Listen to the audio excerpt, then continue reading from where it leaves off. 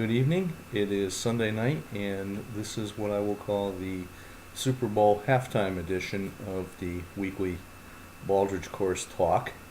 And to give some evidence that it isn't anything pre-recorded earlier, right now it's 22 to nothing Seattle. So we know what's going on, and I know I'll have plenty of time to do this little video because, as we all know, Super Bowl halftimes seem to take longer than the game. So for those of you who are watching for the football, for those of you who are watching for the commercials, for those of you who are not watching, happy Super Bowl Sunday. But let's try to squeeze in a little bit of academics here in the halftime interval.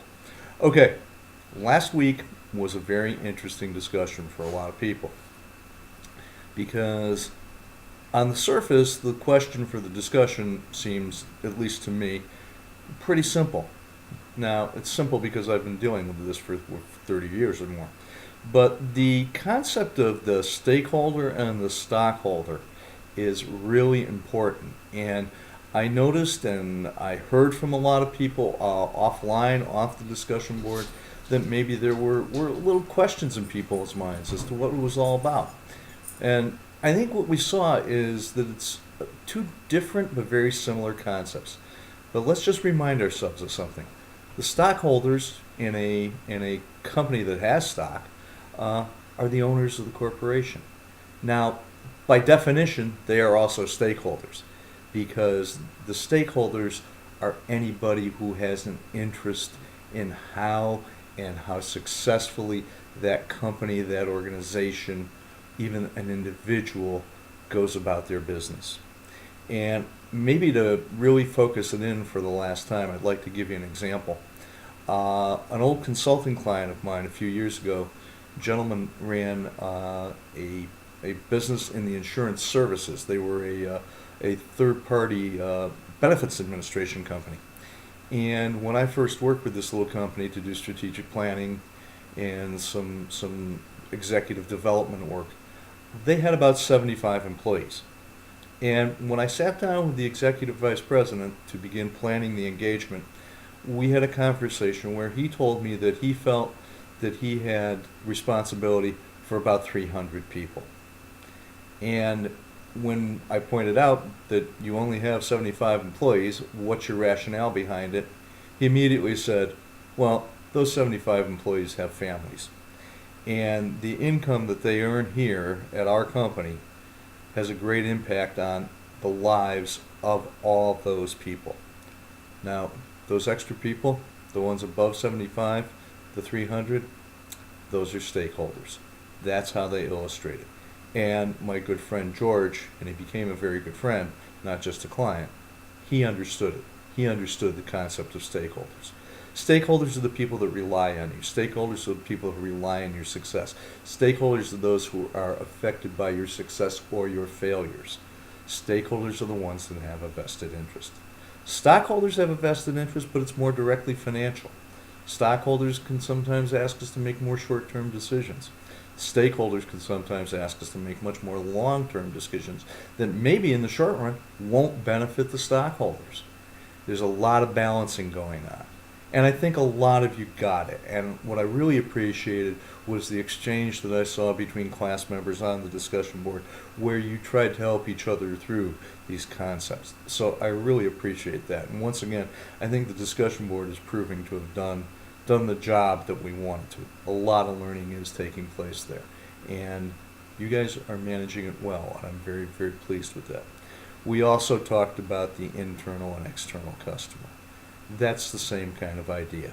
You know, if a company takes care of its internal customers, will those internal customers take care of the external? Sure, the external is the guy that pays the bills, and there are days, and if you're an employer or a manager or anybody in authority, sometimes you probably think of your employees as expenses and not as assets, but they really are assets. People need the tools to do the job, but people need the skills to do the job.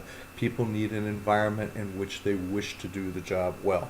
And that's the idea of taking care of your internal customer.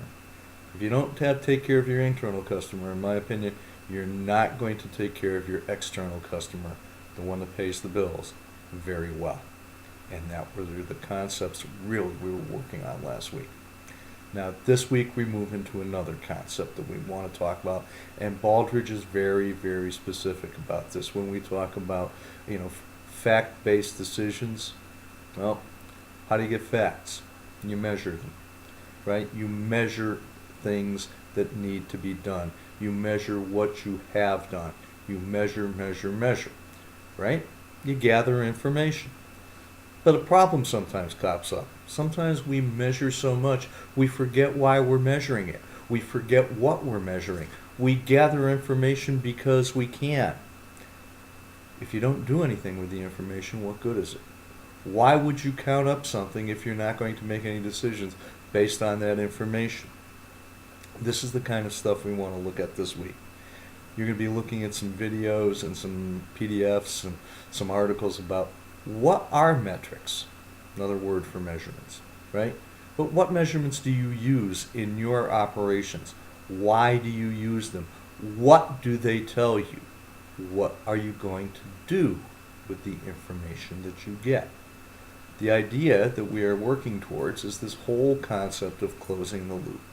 Gathering information so that we can make fact-based, intelligent decisions and then take wise actions using the facts that we understand. So we'll be looking at questions again, like I mentioned a moment ago. Why do we measure certain things? What do we measure?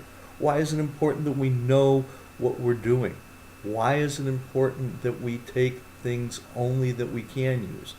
Measurement takes time. Measurement takes money. It takes effort. It's important to always use an economy of measurements. So these are some concepts that I want you to use. And the discussion this week will ask you that. Did you ever work in a company where you didn't know why you were measuring what you were measuring? We all spend a lot of time filling out reports and punching information into computers and doing all this. Sometimes, as I said, we don't know why we're doing it.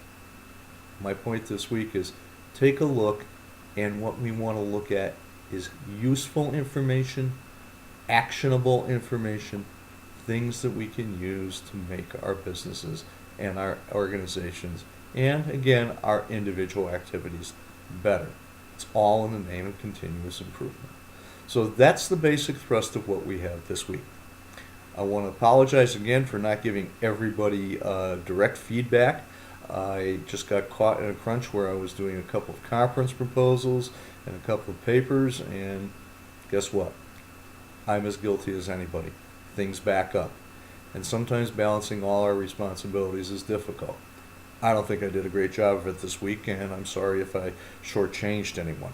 But I did hear from a number of you, and we've had some good, again, offline exchanges where I've been able to talk to people about their performance. If you didn't get direct feedback from me and I didn't hear from you, I'm going to take that as a message that you probably understand why you received the discussion grade that you did. And remember, there's always a rubric you can refer to that'll let you know what the range is and what the range of performance was and how I got to the number I get to. I'll try to make sure that that just doesn't happen again. The same with your papers. That will receive feedback. Trust me, okay? Feedback is important. It's just like a metric. It's gathering information that you can make decisions from, that you can make improvements from. So that's it for tonight. I hope we can get back and maybe relax a little bit on a Sunday evening, watch the rest of some football. I know some people are probably, as I said before, watching for the commercials. This seems to be the greatest national event. Unfortunately, I'm watching as a general sports fan because I will make an admission. I'm a dyed-in-the-wool New York Giants fan, and it's really painful for me to see two teams playing in my team's stadium, and my team is not one of them. My rooting interest ended the day in December that the Giants were mathematically eliminated from the playoffs.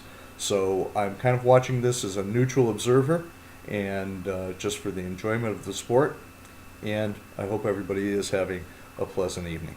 Okay? Thank you. Good night.